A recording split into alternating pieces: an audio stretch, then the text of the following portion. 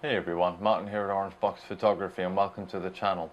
So if any of you guys have seen my previous video, you'll know that yesterday the lovely people at UPS delivered some new Manfrotto goodies to me, and this is one of them. This is my new BallHead. It's the Manfrotto 057 RC4. It's quite a heavy duty BallHead, and I've been looking around a little while because my old G-Autos BallHead, to be fair, seen better days. Went into my local camera shop just to get a feel for what they were like, and I was absolutely impressed by these tripods and BallHeads by Manfrotto. The attention to detail, the craftsmanship that must go into these is absolutely astounding. I suppose they're Italian, so that they're always going to be looking good. But really impressed. So basically, the 057 one that I bought, as I say, is a heavy duty one. It is made out of magnesium, but it still comes in at 1.3 kilos in weight, which is almost as heavy as my new tripod weighs in total. But it means it's going to stand the test of time. You know, it doesn't take any abuse that you can throw at it. Now, it is rated to hold up to 15 kilos. In fairness, I don't have anything which would stress it to 15 kilos. Occasionally, I'll hire a big, long 500mm lens, but even with that, that's not going to take it beyond its maximum weight. It does, however, mean that you don't need to worry about stressing it too much. There is a smaller version of this. Well, when I say smaller, its younger brother, which is the 055 RC4. It's almost identical in every way, with the only exception being that it only rated for 12 kilos, but itself only weighs just a smidge over 1 kilogram. So if you're after something a little bit lighter, and there is a lighter version which is 300 grams lighter, that you can get. So what we're going to do is we're going to unbox and get it out of its box, and then we'll get it mounted to a tripod so you can have a closer look at it and have a look at the craftsmanship that makes up this new BallHead. So let's get it out of this box. It's a lot bigger than my older BallHead. I was quite surprised how big they were, but it is fantastic. So first things first is it does come with some instruction manuals, handy for reference. I'm not a fan of instruction manuals. I keep them just in case, but I'm not one to read them. I like to figure things out as I go along. But for those who like instruction manuals, you do get some.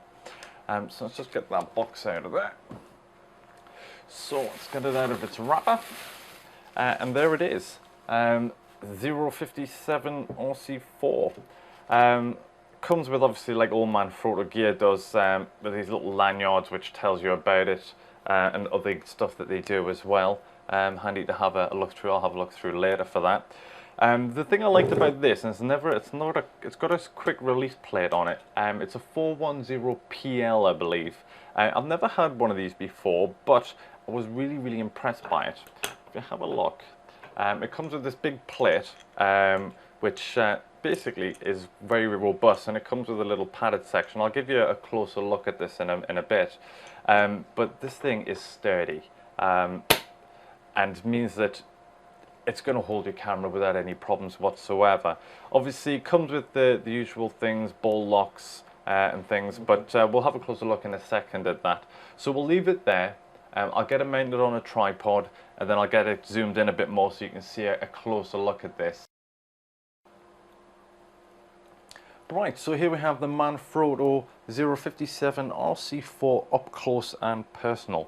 So what we're going to do is we're going to do a brief tour around it so you guys can see the various features it has. I'll show you, point out some of the design features which I thought were outstanding. They're only small things, but small things make a difference, especially when you're out and about and using your actual BallHead. So if we have a little look, you've got your usual pan lock on here. And the first thing that I'll point out is it does not take much to lock and unlock this pan feature on here. And another cool feature on this pan lock, and as well as the ball lock as well, is the ability to reposition where the actual mechanism sits. So you can have it like that, or if you prefer, you can have it up there so when you lock it, unlock it. It's only a small little thing. But that's one of the small things that makes this a fantastic BallHead. Now, with the pan lock, you do get a distance scale around here from 0 all the way around through to 360 degrees, and it does have a little arrow pointer for if you need to be more precise And that's going to be handy for those people who want to do exact panoramas and stitching images together and things. So that's a cool little feature. So if we move along here, you've got your usual ball lock. Again, like the pan, the actual switch can be repositioned. So if you pull that out and then let go, you can reposition where the actual locking mechanism starts and ends from. And again, fantastic little feature to have on there. So like the pan, doesn't take very much to lock or unlock this. And the action from this ball, which is a giant, I mean, it's almost as big as a tennis ball. It's smooth and fluid. It really, no stickiness there whatsoever. Really, really impressed with this. My old BallHead was a little bit jerky, but this is really super smooth. And I suppose you would have to keep it lightly oiled once in a while to keep that there, but a fantastic, fantastic ball. So if we lock that out and just turn it around a little bit more, you can see you've got your adjustment here for your friction, and that just controls how much fluidity you have in this ball head itself. So obviously you can either increase or decrease that depending on your own personal preference. So if we turn this around a little bit more, and what you'll see inside here is a little collar. Now this little collar here is what lets you keep your camera in portrait mode. So that keeps it over there at 90 degrees to the actual ball. Now the good thing about this is that if you need a little bit more than 90 degrees, if we lift that back up here, if you take this little collar and slide it back, it will then allow you to go beyond the 90-degree vertical, well, horizontal at least anywhere, which is a cool feature. I don't really understand why you would need to, maybe if you're on uneven ground or something, but it's a feature that's there should you need to go beyond the horizontal. And obviously if you put it back and lock it, that just locks it back into position again. So other cool features on here is if we have a look at the plate here, you can see you've got a bubble level up here to check your camera's level, and if we turn it around, you've also got one here, so whether you're in portrait or landscape, you'll be able to check and tell that your camera is level, which is a quite cool feature to have. So if I flick this up here, and we'll take a look at this quick release plate. This plate itself is a 410PL, I believe. Really, really heavy duty plate. If you look, it doesn't move, but the cool thing is if we push this in and unlock it, you'll see that the plate itself comes off. Obviously that mounts to the bottom of your camera. It does have to be orientated in the right way, and it does mark on here lens, so you have to have that facing in the direction of your lens. But this is how easy it is just to lock that in place. So push it in, click down, and that's it, locked in place. And then just as quick to unlock it, take your camera off. And that's a fantastic little feature, and I love that. I've never had one of these, and I was really impressed when I seen it in the shop.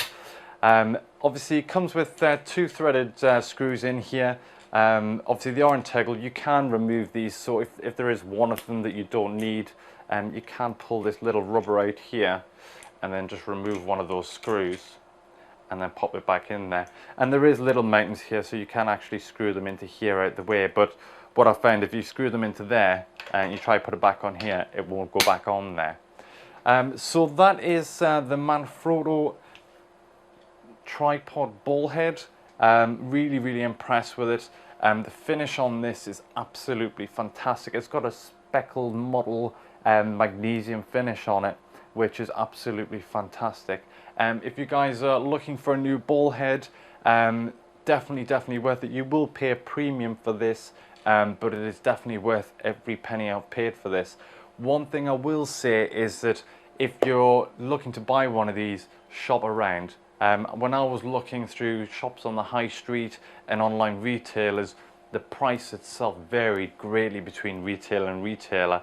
But I shopped around and managed to get it £90 cheaper than I could find anywhere else. So there's definitely bargains out there, just got to hunt them out and find them.